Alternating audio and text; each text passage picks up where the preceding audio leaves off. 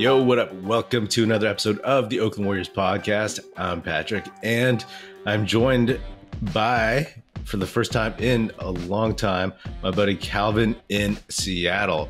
What up, Calvin? Hey, Patrick. Man, you look so sad. Yeah. Exhausted, actually. Yeah. Depressed, exhausted, sad. Yeah. So the Warriors, they lost game 2, 114-106 to the Kings in Sacramento. Sac lit the beam once again. And man, this was tough. We were online chatting on Discord and with some other folks, and it was intense. This game was, man, I don't even know where to begin. What are your first impressions? Like, what are the things that kind of caught your attention the most in this game? Because there's a ton. I mean, I think for me, the biggest thing was just the energy. Sac came out really swinging. They just brought that defensive energy. I mean, they caused a bunch of turnovers. I mean, somehow we outscored them in that first, I don't know, it was like 8 minutes or so, which was kind of, was surprising. But they definitely seemed like their energy was, way higher than ours was. So I think that was kind of the start of the first quarter, right? And then we had some like end of quarter plays that failed. I think first quarter Jordan Poole didn't get a shot off. Second quarter, I forget, was it Clay that did get a shot off? Yeah, off his foot. Right. And then obviously foul trouble in the third quarter was just dooming. And then I think we never regained the momentum after that. And I mean, I gotta give it to De'Aaron Fox, man. Like in the clutch, that man can shoot. So, I think it turned into a shootout at the end, and they made shots, and we didn't. Same story as last time. Yeah. I mean, it's crazy because the Warriors, they ended up with, I think after one quarter, it was like 7 turnovers, and they were up by 6 still. And Steve Kerr on TV at the coach interview between quarters or whatever, he said he was fine with the turnovers and that they were playing good defense. And guess what? In the second quarter, Sac drops 41. So it's pretty sweet defense there. But yeah, to me, the sloppiness and the general lack of focus, and I always talk about the Warriors and these bad non-championship habits that they've shown us throughout the season. And you can flip the switch and play hard and play focused and play with intensity, but then these stumbles, these just self-inflicted mistakes and errors, those manifest themselves in these high pressure situations. And I think, especially with Steph, Clay, and Dre leading the team in turnovers at half, I think it was like 15 turnovers at halftime or something. It was something ridiculous. It was like a full game's worth of turnovers, and Draymond had 4, Steph had 3, Clay had 2, and those are your championship core guys, right? Those are the guys who are supposed to be able to know how to play. And we know these guys toss the ball all over the court, right? Like that's part of who they've been. But lately they've been really sloppy. And in this one, I mean, they were throwing passes on cuts that were not even there. And they were hitting Kings players in the leg and the ankles on those passes. And they were also, the whole team, they were like lofting passes, up in the air across the court, and they were just getting picked off. And it was a general just sense that, not valuing possessions. And as we all know, if you don't value those possessions, especially in the playoffs, then on the road, you can get smoked. They were lucky enough to fight back into this game. But like you said, they just didn't hit enough shots or get enough stops, Yeah, I mean, I think to me, that kind of spoke to the energy mismatch between the two teams. The passes weren't as crisp, the cuts weren't as crisp. And so like passes that they would normally make, they just because the Kings were just more active and more, they were getting to those passing lanes faster. They were covering on defense much faster, and so that's what I think sort of contributed to the disruption and caused a bunch of those turnovers. I think to your point too, like this is the type of team that, and we've seen this time and time again, they just sort of turn that switch on and they sort of expect that once they do that, they'll pull it out. That's why they always have faith, that they're going to be able to pull it out in the end. And I mean, 2 games in a row now, that did not manifest. Right. So, yeah. I think the other thing that, we kind of talked about in our Discord was, we should have been driving to the hole a lot more. And, this team tends to live and lately, kind of die on the outside shot. Mm-hmm. You saw some of that, today again, right? It wasn't really until the fourth where I don't know what happened, but like the Kings defense really opened up and Steph started driving to the hole, a bunch, right? And then we sort of reverted to shooting, and it turned into a shootout between the Kings and us, and they were making shots and we weren't. So yeah. I mean, the Warriors only shot 32.5%, 13 of 40. Luckily, the Kings shot an abysmal 24%, 9 for 38. So that's like one of the saving graces that actually kept them in the game. In general, I give a ton of credit to Mike Brown because obviously he knows this Warriors team really, really well. And he has been to the finals a few times himself, or at least a couple times. And I think that he knows how important this game too was. He knows what the Warriors coaching staff, what their vets are thinking. They're thinking like, we just need a split. And he's like, don't give them the split. You know what I mean? I'm sitting here saying, oh, we just need a split. but Mike Brown is, focusing on that, and he has his guys ready. And I said this after game 1 that he knows the Warriors will make mistakes, that they will toss the ball all over the place. So if they win this series, the Kings do, like, man, I'm frustrated with the Kings right now, but I'm still, I still will root for Coach Mike Brown to make it through. It's interesting to me, like, I'd said to you throughout, or said in general, and you challenged me on this, but we haven't talked about it, that, I talk about how Kuminga is going to be the second best player on this team in a couple years. I'm not going to use this game as an example to get into that conversation. We might have to table that for a while, but it's fascinating to me, like how Kuminga, 4 minutes, his stat line is all zeros except for a 1 in the rebound column and a 1 next to a 0 for a -10 on the night. And we saw Moses Moody actually, and somebody on YouTube suggested that Moody should play, and he played 8 minutes. He fouled 2 times, like right away. He got them in the bonus almost, right? Like it was him, but he got some minutes. But like, Poole, we know he had a kind of a bum ankle, man, but 16 minutes, 1 for 7 from the field, 0 for 3, -4, 3 boards, 1 assist, kind of not even out there. He's getting played off the court on the defensive end. Totally. Yeah. And I think I see he is only credited with 1 turnover, but I'm pretty sure he had more than that.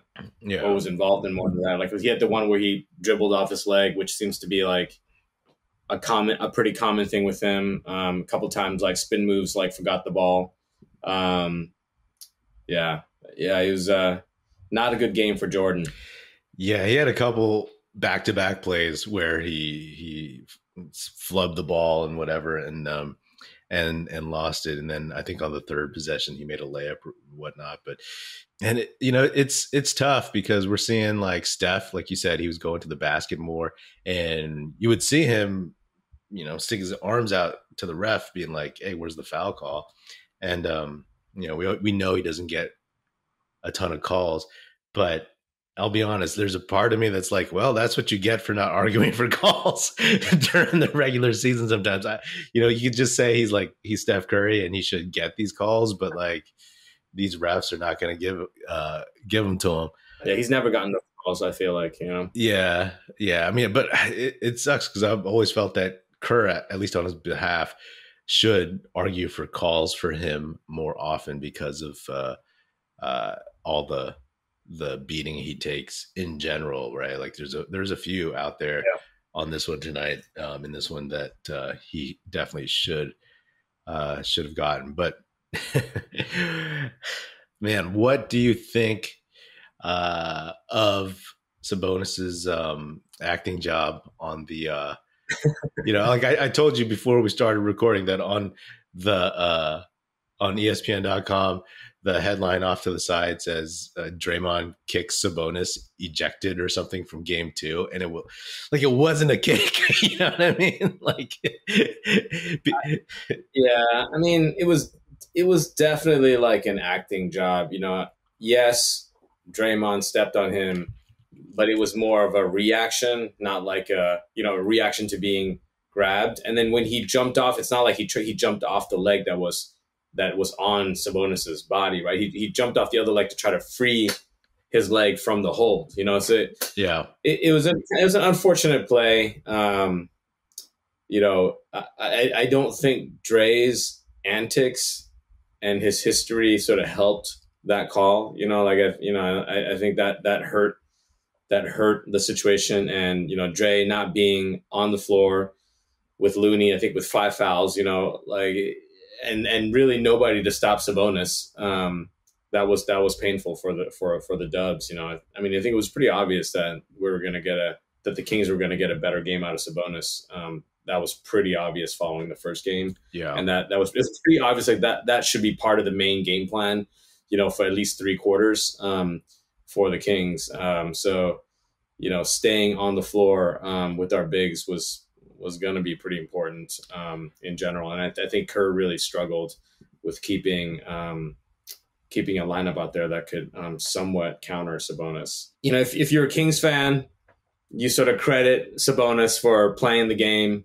And, if you're a journalist, you're going to milk this story for what it's worth, right? And put ridiculous storylines out there. Yeah. If you're Dre, you could sort of see him mouthing during the broadcast, I love this stuff. Yeah. And I think he was going back and forth with the fans, sort of egging on the energy. And, I know that he really thrives off that, or at least he says he does, I'm not sure that everyone else really thrives off that. And I would prefer for him to be on the court, rather than in the locker room. Yeah. So it was, I think overall just a kind of an unfortunate incident. I don't think he meant to do it. He reacted and couldn't contain. He couldn't contain himself to sort of just stop and then point to the Sabonis, pulling his leg. That's what like other players would do, right? He reacted like, I mean, it kind of reminded me a little bit of the LeBron, groin slap play, right? It was just like, hey, this was like a playground reaction that just showed, he couldn't contain that, right? So unfortunate, but no ill will, I don't think, and certainly not going to be, not warranting whatever the journalists are going to make out of this. Yeah, it was definitely something where he could have just like fallen over if he wanted to act it out or something like that. But I get it, the frustration, and he pulls, and like he the acting job by Sabonis as if he just had like his as if he just had his ribs cracked, and then he takes a charge from Steph, and because it's a different context, it's like he does, he gets up as if it didn't bother him. You know what I mean? He's obviously fine. Yeah. But I don't understand how he was still in the game. He should have been carted off. Yeah, exactly. And on the flip side, if he's on your team, you're like, okay, he's taking advantage of the situation. Credit to him for knowing, just like LeBron did. I mean, to bait, to bait Draymond. Somebody in the Discord said something about how none of the Kings were talking or responding to Draymond and stuff because they know that gets him going. Yeah. And I thought that was actually a pretty good observation. And then this thing just sent him off the edge. Again, you were talking about De'Aaron Fox. I just got to talk about Malik Monk. That dude he's so much like Jamal Crawford right now that it's driving me insane. You cannot stop these two super quick guards. And I mean, hey, I will say, and we'll see how it travels, right? Because an 0-2 hole is tough. But then all of a sudden the talk goes from like, okay, Warriors and they'll get the split to like, okay, get one.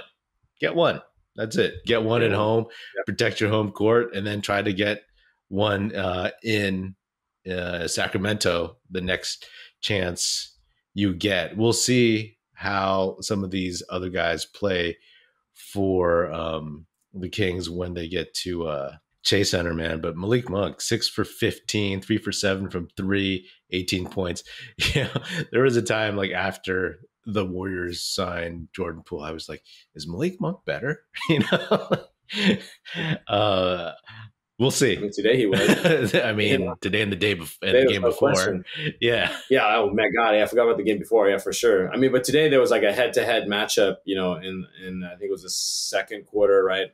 Steph was sitting, and it was Poole versus Malik, basically. Mm-hmm. Malik Monk hit, I think, 3 threes in a row. Right. And after the first one, you're like, hey, do not let this man. I jumped up, I was screaming. I was like, do not let this man get hot. And of course, I think I texted you. He scored 2 more times, 2 more threes. So, and then I think I texted you because I noticed that Jordan Poole, I think on 4 consecutive possessions had not passed the ball. And I think that stretch, I think Clay was the only one that made a shot, right? So in 4 possessions. So 3 out of 4 possessions was Jordan with, I think during that stretch, 2 turnovers. Man. And then Steve called a timeout right after that. Last 3 by Malik. 20 turnovers for the Warriors, 14 for the Kings. The fouling ended up kind of evening out. 26 for the Warriors, 25 for the Kings. Rebounds, 41 apiece, although the Kings got 3 more offensive rebounds than the Warriors. And so I was just going to comment really quick on the foul situation because the foul situation, I mean, it did even out, but in the third quarter, like we were playing in the bonus, I think from like a minute, 30 in or something crazy, right? So, even though at the end it sort of evened out, like there was definitely an advantage to how the fouling played out for the Kings. Yeah. I mean, when they got into the third quarter and they got to the bonus with like 10:40, 10:30 left, it was like, okay, I think they were up. The Kings were 4 or 5. They ended up 8 at the end of the third, so it wasn't as bad. But they did the thing that you would expect to do, right? Which is drive to the basket, try to get contact, fouls, whatever. And it worked for them, but, which obviously the Warriors didn't do in the fourth quarter of game 1. But the lack of size when Draymond went out, I mean, even when Draymond was there, and then Draymond goes out and Looney's in foul trouble, and then, Kuminga has been ineffective, and then they even tried JaMychal Green in there, and I was like, oh boy. Oh, man. I was calling for Anthony Lamb. JaMychal Green got a whopping 1 minute and got 1 foul. Man, so let me ask you, what do the Warriors need to do, and what do you think their chances are moving forward? Yeah, I think the narrative, I think is pretty predictable. They're going to say, hey, Sacramento did what they had to do. They held court, right? Right. Now we got to go and hold court on our side, and then it's going to be a brand new series. I think we can do that. Sac has been a pretty, I think they had a pretty decent road record, but we obviously had like a terrible road record, and we're incredible at home. So hopefully, we didn't fix the road issues. So hopefully, we'll still be good at home. So hopefully that'll hold true. I mean, there's some silver linings here, right? Like, I mean, Wiggins is back to being the second best player for us. He was incredible today at both ends of the floor. You know, he was. I don't think the plus minus really reflects, you know, like how incredible he was. Especially like stopping any momentum that, you know, I mean, they had a lot of momentum, but Wiggs was kind of like the guy, right? And Steph towards the end of the game to stop those momentum runs. So I do think that at home, you know, our shooting is going to be better. Our energy is going to be better. You know, hopefully we'll, I think our chances of taking 2 at home are good. Yeah. I don't think the series is over. I think that, again, like, just get the next one, get the one after that. I think that they got to figure out a way to get more from Poole and Kuminga. I mean, those are the 2 young guys that they have relied on for the last several months. And at home, I expect them to play better. And then, you know, I think the general concern is just, I mean, throughout the whole season, right, it's been about like, we know what they can be, but they haven't been consistent enough and they make too many mistakes. And game 1 was encouraging. The fact that they were able to battle back is always encouraging, but the turnovers and whatnot, I mean, that's just rough. That's rough. And the foul trouble and all that jazz. So, you know, hopefully they clean that stuff up, but it's been, I mean, throughout the season, it's like, hopefully they clean that stuff up. They just got to clean that stuff up. You know what I mean? Like, that's kind of, I probably said that thousands of times this season. Right. And, you know, that's part of it. It's like, but do we trust this team enough? I mean, this was one where, and I fully admit that I was on board with some of the moves they made in the offseason, but like, this is a game where you really miss somebody like, or both, Bielitsa and Otto Porter Jr., 2 guys who could play Sabonis pretty decently, right? And they don't have anybody after Draymond, after Looney, that can step up, because as much as, you know, Kuminga's made strides, he doesn't have the experience or the wherewithal that maybe, you know, Otto Porter Jr. had, of course, you know. And Bielitsa, you know, he was just willing to get in there and use his 6'9", 6'10" doughy frame to really battle. Definition frame. to battle dudes, right? So they don't have that. So when you look at their bench, I mean, that's why you're seeing these 4-guard lineups that are quick, but they're very vulnerable. I mean, you run out Steph, Poole, DiVincenzo, and Payton, and that's 6'3", 6'4", 6'3.5", and then 6'2". So it gives me a little like just pause in the sense that, okay, all right, we can get through this series, but then depending on who they could run into in the second round, if they were to get that far, then it's like, you called me out for having that super homer like episode of was it the playoff preview, right, with me and buddy Aram? And I mean, if you listen to the whole thing, if you just didn't just say, enough of this, we were very self-aware of how we would just be like, Warriors though, you know. we would talk about a series and talk about like the pros and cons and like the other team and how they have a chance, but then we'd be like, but Warriors, but fully, I'll admit, like I've expected them to get through the series, but Sacramento's really impressed me. But I know that the Warriors are very, very vulnerable. I mean, we've talked about it all season long. Yeah. So how worried are you now on a scale of 1 to 10? I would say I'm probably like closer to a 5 right now. And what were you after game 1?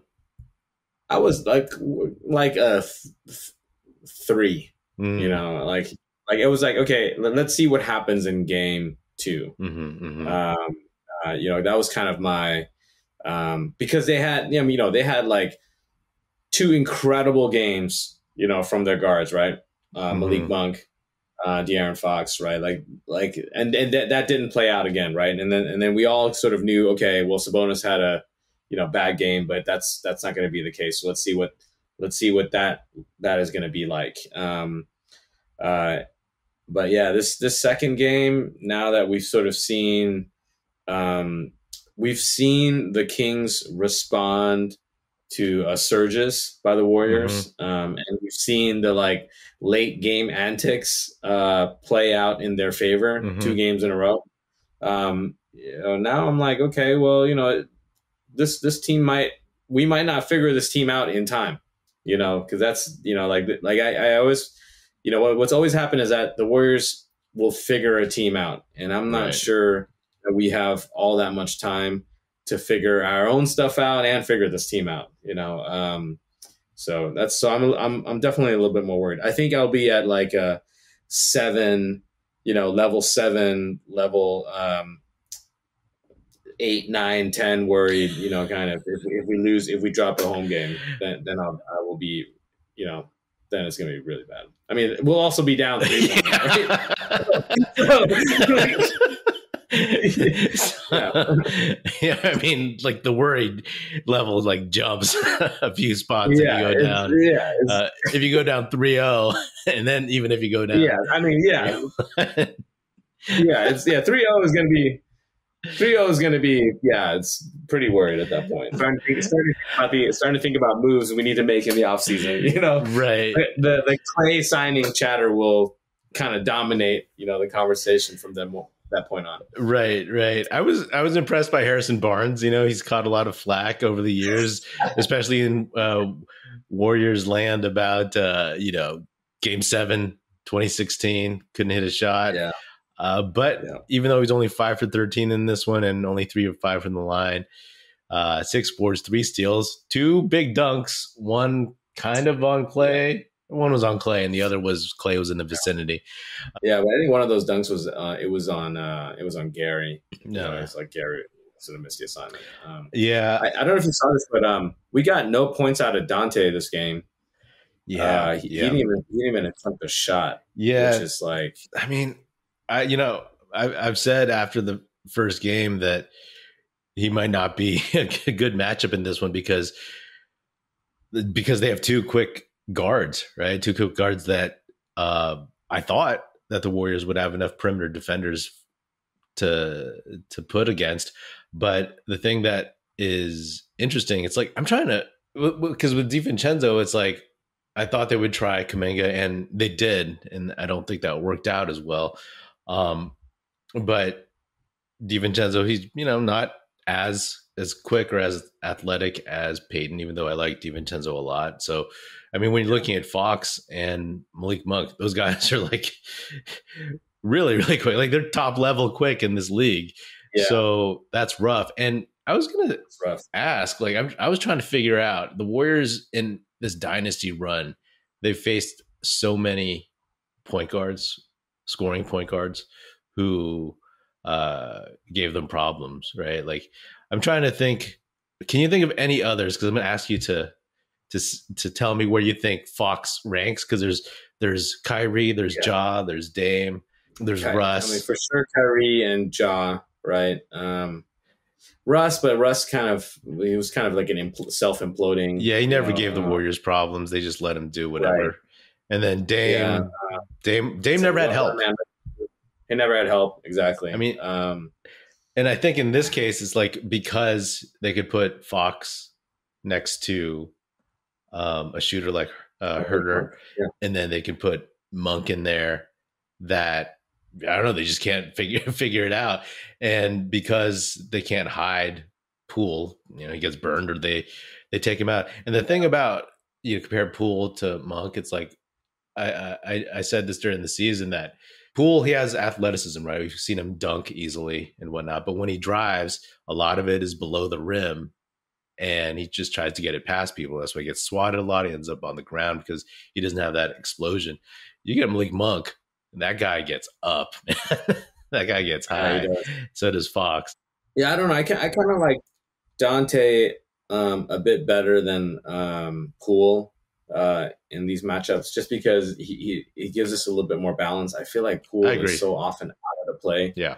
You know, so I was hoping to get more out of Donte. I mean, honestly, like one of the things that has been really challenging to watch is like we're getting killed on screens. You know, I mean, a lot of Fox's threes and Malik's threes they're wide open. You know, off screens, right? Yeah. And like so far, it seems like the only player that can fight over the screens is Andrew. Yeah. Everyone is getting killed. Clay is getting murdered on those screens. Yeah. You know, it's so I don't, you know, I didn't quite see Donte and Gary do a whole lot better. But generally they'll do better, right? Generally they'll do better than Steph or Clay, right? And for sure better than Jordan. But still, you know, I feel it feels like for this game, the only one that was like really consistently getting over screens was Wiggs, which is a problem. Yeah, yeah.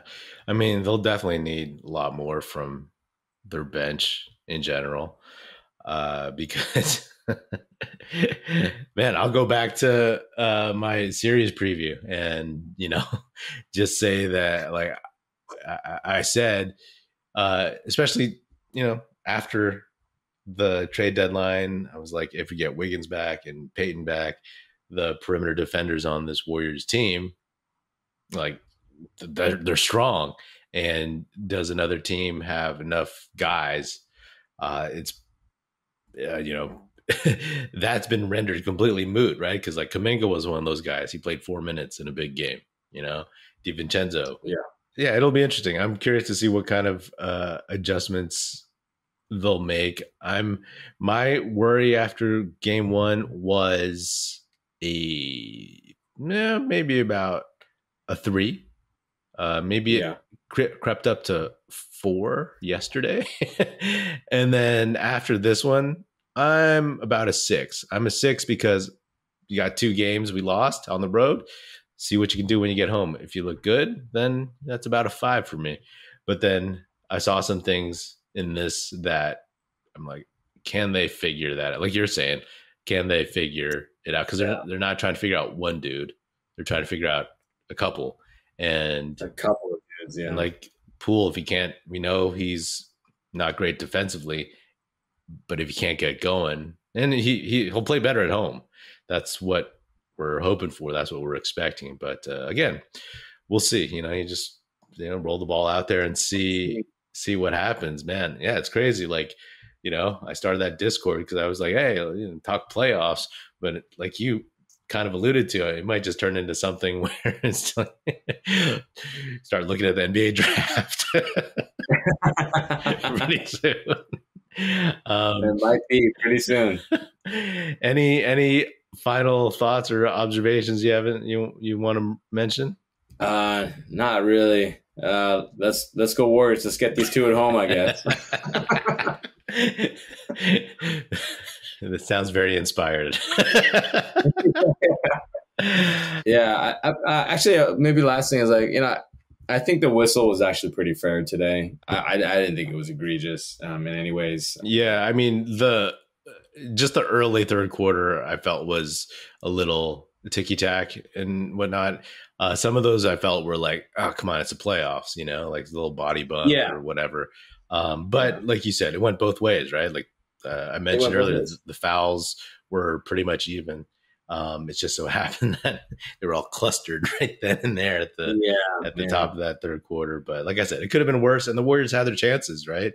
If Draymond, I mean, hey, he gets kicked out, but like they had plenty of opportunities with him in the game to play better, Absolutely. And our bench could have stepped up, we squandered a bunch of possessions in that second quarter. We got outclassed by their bench, right? Like that the game was right there. Yeah. So and the bench scoring was ridiculous or the discrepancy was ridiculous. I forgot what it was, but anyway, moving on. Thank you for joining me, man, after this thrilling loss.